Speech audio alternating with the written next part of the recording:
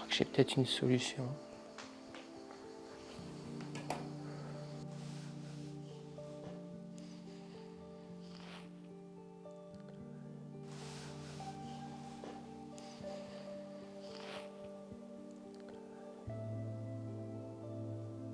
Bonjour, je m'appelle Eno Gounondi-Asquin. Je fais principalement de la peinture sur toile libre grand format de 1,50 m par 1,50 m à 3 m par 4. Le travail que je montre le plus, c'est vraiment mon travail de peinture. Mon travail de dessin est un peu plus souterrain, on va dire, je ne le montre pas trop.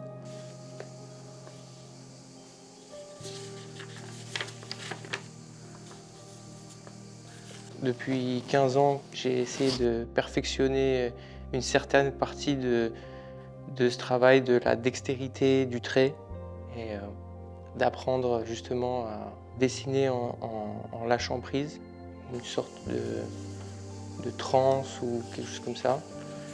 Et donc c'est un apprentissage au fil des années.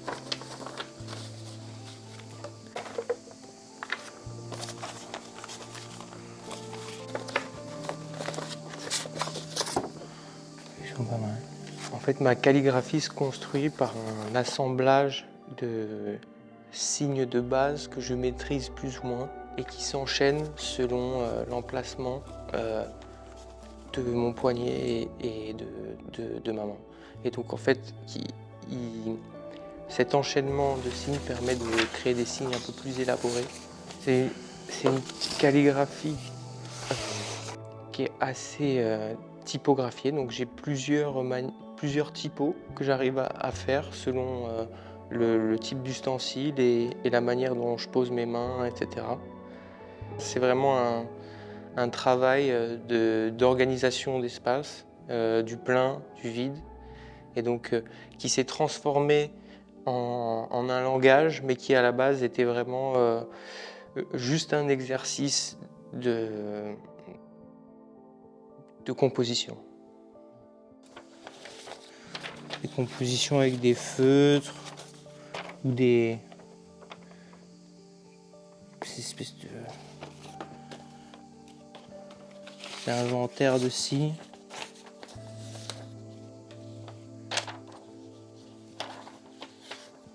Ça, c'est les compos au feutre, c'est marrant.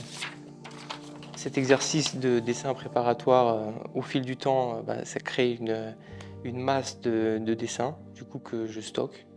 Et donc, on voit vraiment l'évolution du style et de la dextérité, de la connexion entre la main et le cerveau en fonction du temps. Parce que c'est vrai que j'ai vraiment concentré beaucoup d'énergie dans le même exercice, la répétition. Alors c'est un moyen de garder ces vieilles factures sans les abîmer. Donc du coup, je prends les factures et j'essaye de créer quelque chose, une organisation de l'espace, pareil, avec des couleurs. Et donc de travailler la composition à partir de quelque chose de déjà existant et de le transformer en matériau artistique. Donc soit c'est des polis de cours, soit c'est des factures. En gros, j'utilise toutes les feuilles qui passent. Je fais pas de discrimination entre une feuille blanche et une feuille déjà Roland Barthes, le plaisir du texte.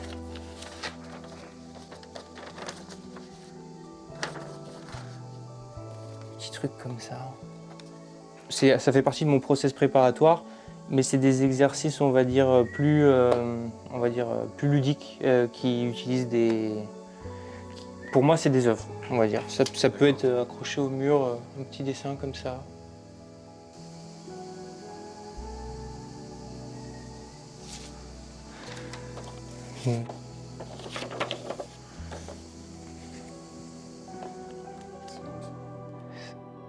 Ça fait plus de 10 ans que je fais ça. Je pense que j'ai plus de 10 000 dessins préparatoires. Le truc est rempli de dessins jusqu'au bout.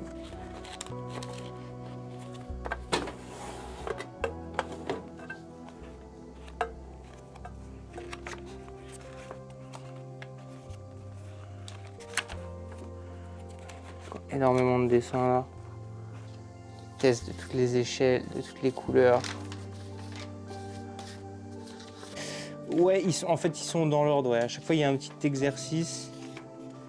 Je fais beaucoup de dessins préparatoires, mais je ne vais pas utiliser ces dessins préparatoires pour créer. C'est-à-dire que je les mets de côté. Et le fait de les avoir faits, d'avoir travaillé la composition, etc., en plus petit, me donne l'assurance d'aller au-devant de nouveaux problèmes en direct sur une échelle plus grande. Et vraiment d'être dans la création pure, on va dire. Alors, c'est vrai qu'il faut expliquer le mot dessin préparatoire. Donc, c'est-à-dire que je fais beaucoup de pré-compositions que je n'utilise jamais. Je déteste copier, en fait, recopier quelque chose d'existant. Pour moi, ça enlève tout le fun, en fait. C'est vraiment un dessin préparatoire pour une œuvre qui n'existera jamais. Ces petits dessins préparatoires, je les combine sur des feuilles, c'est-à-dire que je fais des compositions avec plusieurs toiles, genre des mini accrochages d'exposition, on va dire des choses comme un mini accrochage. Il y a des dessins que j'aime faire où j'aime bien rajouter de la complexité, c'est-à-dire quand il y a quelque chose où je suis satisfait, ben, je vais me forcer à créer quelque chose à côté.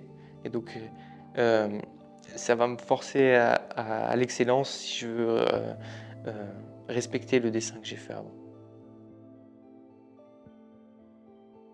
Je pense que la pratique répétée de cet exercice a créé un mécanisme dans mon cerveau qu'on pourrait assimiler peut-être à de la transe ou à quelque chose comme ça, qui me permet de tout de suite rentrer dans le concret de ce que je veux faire sans avoir à lancer différents systèmes d'exploitation dans mon cerveau. C'est vrai que le cerveau a vraiment beaucoup besoin de repères, c'est-à-dire que il trouve toujours de la figuration dans de l'abstraction. C'est-à-dire que l'abstraction va toujours déclencher une sorte de peur au cerveau qui va absolument avoir besoin de se rassurer, de trouver de la figuration où il peut en trouver.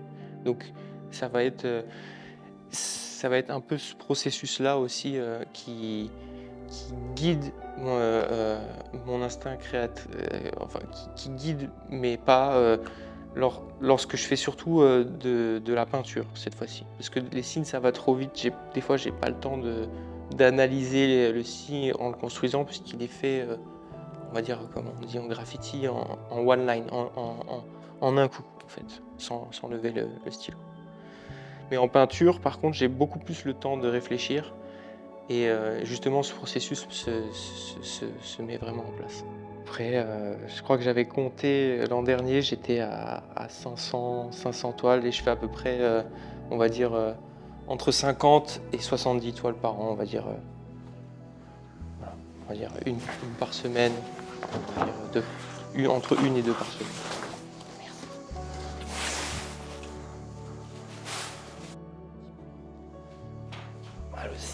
Alors pour commencer mes toiles, je travaille sur des toiles libres, donc c'est des toiles qui ne sont pas tendues sur châssis.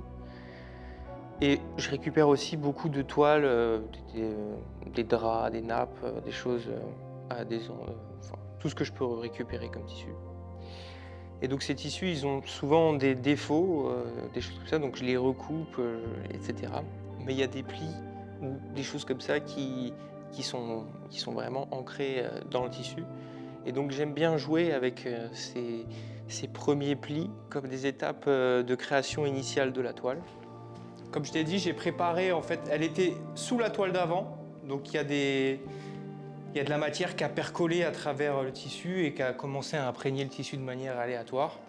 Donc c'est très bien pour moi parce que ça me donne des étapes de base pour commencer.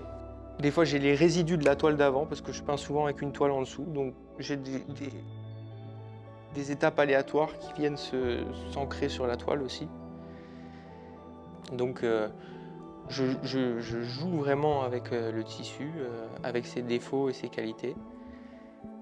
Et là, je commence avec des stylos ou des... En fait, comme un enfant en bas âge. Donc, je commence à gribouiller sur ma toile. Voilà, donc en fait, je commence ma toile comme si j'étais un enfant de 5 ans, en fait, et je fais des gribouillis sur ma toile et c'est les premières étapes. Donc des étapes constructrices. Soit je suis les plis, j'essaye un peu de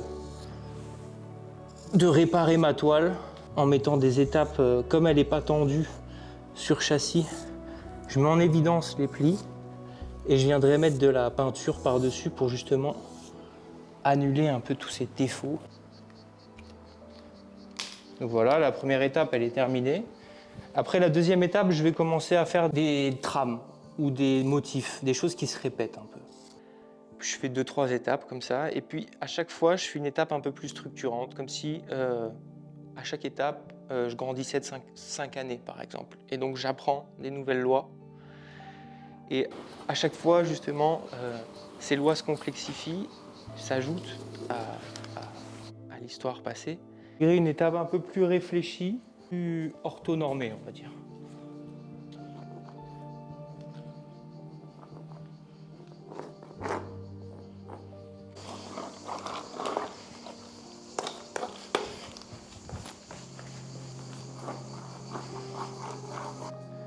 Donc là, on va commencer à un peu réfléchir sur le sens qu'on aimerait au début, même si ce n'est pas le sens qui sera forcément imposé en dernier. Tout de suite rajouter quelque chose de structurant. Donc là, on va mettre une étape avec un fort taux de contraste. Comme on travaille sur une toile qui est déjà colorisée, en fait, j'aime bien travailler là-dessus, ça me fait gagner pas mal de temps.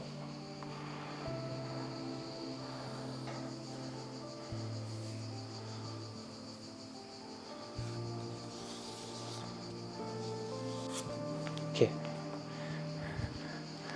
Donc on commence à avoir une petite ébauche minimaliste, puisqu'on a envie de voir. Ça, c'est plutôt du vert.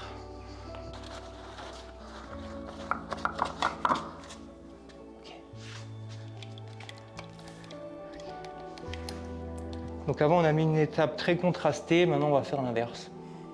On va jouer avec les contrastes des yeux.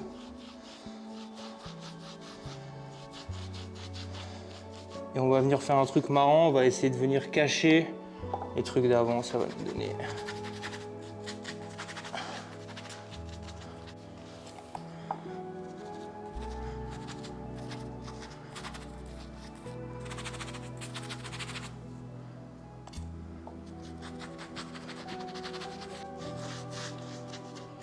Toujours des étapes très lâchées, pas vraiment réfléchies. Enfin, on sait à peu près l'effet que ça va faire.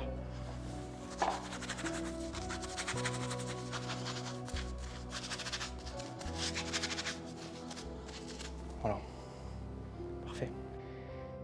Et à la fin, au bout de 5 ou 6 étapes, j'obtiens l'âge que je devrais avoir.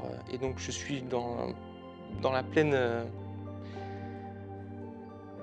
gestion de toutes mes capacités. Et là, je fais des étapes structurantes de création et justement des étapes qui ramènent plus de satisfaction. C'est vraiment les étapes d'associer toutes ces étapes, de cacher d'autres et de créer une composition générale.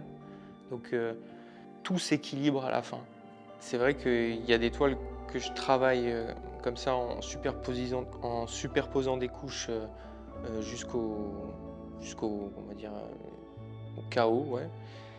Et après, je vais essayer de la réuniformiser au regard. Jusque-là, on ne construisait pas vraiment. Là, on va devoir un peu plus réfléchir. Là, je suis à mon stade de développement vraiment où je suis en train de créer au maximum de mes capacités.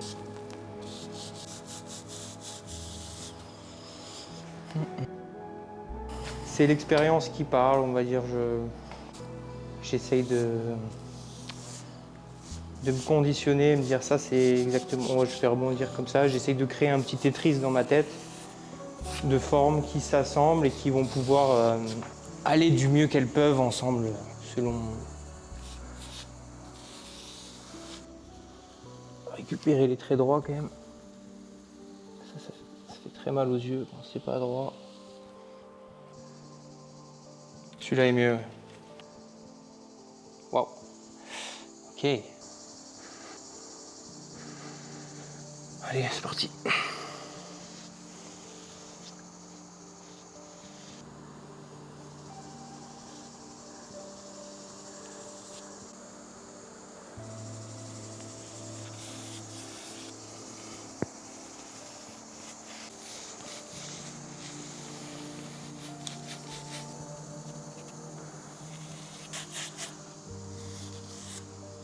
Comme j'étais satisfait de ces 3 signes au marqueur, j'essaye de faire passer des choses devant, mais sans vraiment trop les cacher.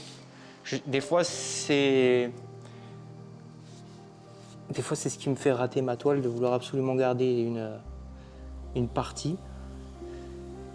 Mais c'est aussi l'exercice d'arriver à garder une partie et tout en étant satisfait du reste de la toile autour. Et par là, comme ça.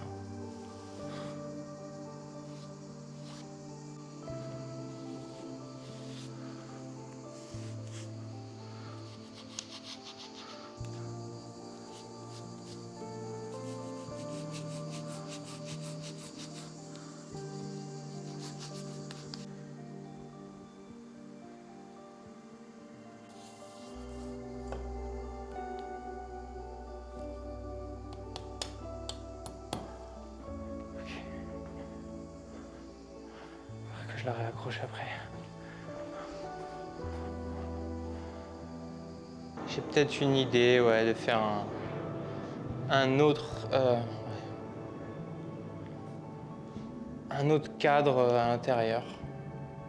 Enfin, plus des aplats de peinture en fait qui vont faire ressortir le vert. Parce que là, le vert, il y en a un peu trop en fait. Il manque un peu de contraste. J'essaye d'être en accord avec moi-même, même si... et tant que j'arrive à survivre, je reste dans ma situation d'équilibre le plus longtemps.